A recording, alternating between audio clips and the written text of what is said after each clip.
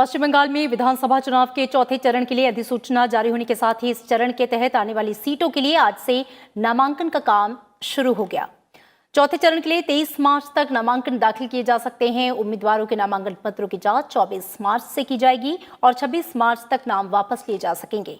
पश्चिम बंगाल में चौथे चरण के तहत 10 अप्रैल को 5 जिलों की 44 विधानसभा सीटों पर मतदान होगा।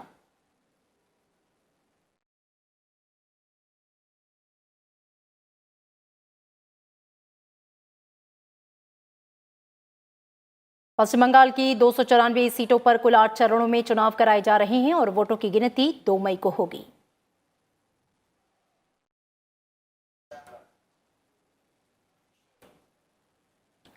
और राज्य में पहले और दूसरे चरण के चुनाव के लिए प्रचार अभियान भी जोरों पर है। सभी पार्टियों के स्टार प्रचारक राज्य में लगातार जनसभाएं कर रहे हैं।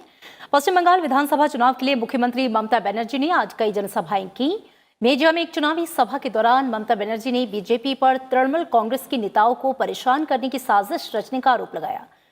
नंदीग्राम में अपने ऊपर हुए कथित हमले का जिक्र करते हुए ममता बनर्जी ने कहा कि उन्हें बीजेपी के खिलाफ संघर्ष में आगे जाने से कोई नहीं रोक पाएगा। ममता बनर्जी ने अपने सुरक्षा निदेशक विवेक सहाय को हटाए जाने पर भी सवाल उठाए। ममता बनर्जी ने यह दावा किया है कि पश्चिम बंगाल विधानसभा चुनाव में बीजेपी जीत से कोसों दूर है। उन्होंने भरोसा जताया कि तृणमूल कांग्रेस दमदार जीत हासिल करेगी और राज्य की सत्ता में एक बार फिर से वापसी करेगी।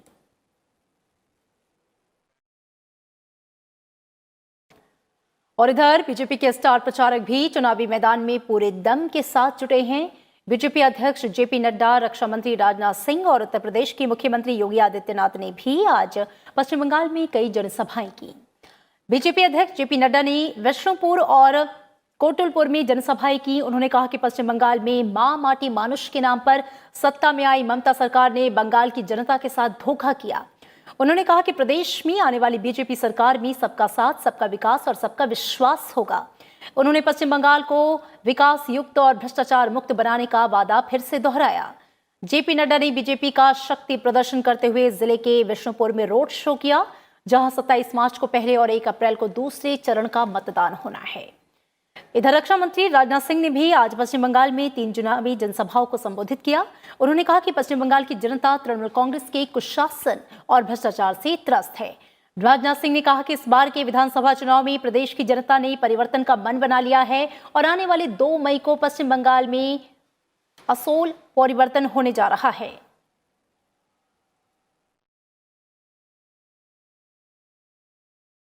राज्यसभा के मनोनीत सदस्य स्वप्न दास गुप्ता ने आज उच्च सदन की सदस्यता से इस्तीफा दे दिया। स्वप्न दास गुप्ता अप्रैल 2016 में राज्यसभा सदस्य बने थे और उनका कार्यकाल अप्रैल 2022 तक था।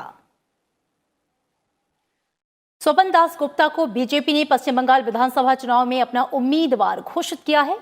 पार्टी ने स्वपन दास गुप्ता को तारकेश्वर विधानसभा सीट से उम्मीदवार बनाया। उन्होंने खुद ट्विटर पर अपने इस्तीफे के बारे में पुष्टि की। स्वपन दास गुप्ता ने लिखा कि पश्चिम बंगाल की लड़ाई में खुद को समर्पित करने के लिए उन्होंने राज्यसभा की सदस्यता से इस्तीफा दिया। स्वपन दास गुप्ता ने उम्मीद जताई है कि वे अगले कुछ दिनों में तारकेश्वर विधानसभा सीट के लिए बीजेपी उम्मीदवार के रूप में अपना नामांकन दाखिल करेंगे। और इधर केरल में भी 6 अप्रैल को होने वाले विधानसभा चुनाव के लिए नामांकन का काम जो है वो जारी है। केरल के पूर्व मुख्यमंत्री और कांग्रेस के वरिष्ठ नेता ओमान चांडी कोट्टायम जिले के पुथुपल्ली सीट से आज पर्चा दाखिल करेंगे। पिछले साल सितंबर में ही ओमान चांडी ने राज्य विधानसभा सदस्य के रूप में अपने 50 साल पूरे किए। ओमान चांडी पिछले 11 बार से पुथुपल्ली सीट से विजेता रहे हैं। ओमान चांडी के खिलाफ सीपीएम ने युवा नेता जैक्सी थॉमस चुनाव मैदान में उतारा है, जबकि बीजेपी ने एन हरी को अपना उम्मीदवार बनाया। इधर विपक्ष के नेता रमेश चेन्नीथला ने भी आज आलपुझा के हरिपद विधानसभा क्षेत्र से नामांकन दाखिल किया।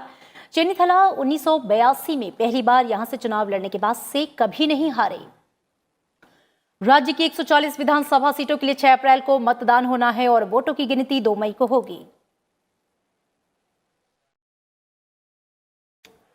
और चुनाव आयोग ने कर्नाटक और आंध्र प्रदेश में 1-1 लोकसभा सीट और 11 राज्यों में 14 विधानसभा सीटों के लिए 17 अप्रैल को उपचुनाव कराने की घोषणा की है।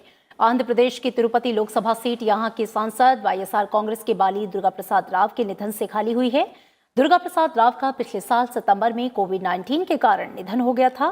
कर्नाटक की बेलगाम लोकसभा सीट पिछले साल सितंबर में पूर्व केंद्रीय मंत्री सुरेश अंगड़ी के निधन के कारण खाली हुई थी। निर्वाचन आयोग ने 14 विधानसभा सीटों पर भी उपचुनाव की घोषणा की है। इनमें 3 विधानसभा सीट राजस्थान में, 2 सीट कर्नाटक में और एक विधानसभा सीट गुजरात, झारखंड, मध्य प्रदेश, महाराष्ट्र, मिजोरम, नागालैंड, ओडिशा, तेलंगाना और उत्तराखंड में है। और इसी दिन पश्चिम बंगाल विधानसभा चुनाव के 5वें चरण के लिए वोटिंग होगी। उपचुनाव के लिए वोटों को 2 मई को गिना जाएगा।